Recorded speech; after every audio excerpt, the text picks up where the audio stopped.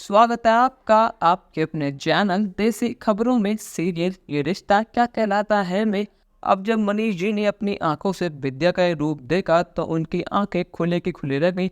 उनको यकीन ही नहीं हुआ कि पिछले 3 महीनों से यहाँ पर विद्या अरमान और अभी से बात तक नहीं कर रही और बेचारी अबीरा इतना सब कुछ सह रही है। सोने पर सुहागा तो ये है कि अरमान भी अबीरा के साथ नहीं है। यहाँ पर अरमान ननंग से बात करता है अबीरा से और बात बात पर उस पर गुस्सा करता है। अब ये बात भी उनके सामने आ चुकी है कि कुछ दिनों पहले अरमान ने सबके सामने ऑफिस में अबीरा की इंसल्ट करी और यहाँ पर अबीरा सब कुछ सहती रही, बिना किसी से कुछ कहे, बिना कोई शिकायत करे।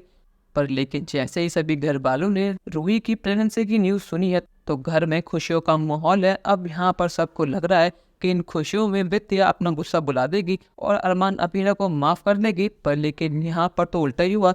यहाँ पर विद्या ने सबके सामने ताना कस दिया अबीरा को और कहा कि तुमने देखा जो खुशी आज रूही ने हमें दी है वो खुशी ना कभी तुम अपने पति अरमान को दे पाओगी और ना हमें कभी दे पाओगी। तुम किसी लायक ही नहीं हो, ना तुम इस घर में रहने लायक हो और ना ही तुम शादी करने लायक हो। पर लेकिन फिर भी अरमान ने तुमने शादी करी और वो आज तक इसकी सज़ा भुगत रहा है और वो आगे भी भुगतेगा। ये तुमसे मेरा वादा है। पर लेकिन यहाँ पर ये सुनने के बाद अब मनीष जी सारी हदें पार करने वाले हैं। अब यहाँ पर मनीष जी जमकर लगाने वाले हैं विद्या के क्लास और उन्होंने फैसला कर लिया है कि अबीरा अब इस घर में एक पल भी नहीं रहेगी, क्योंकि ना यहाँ पर अरमान उसके साथ है और ना ही कोई घर वाला।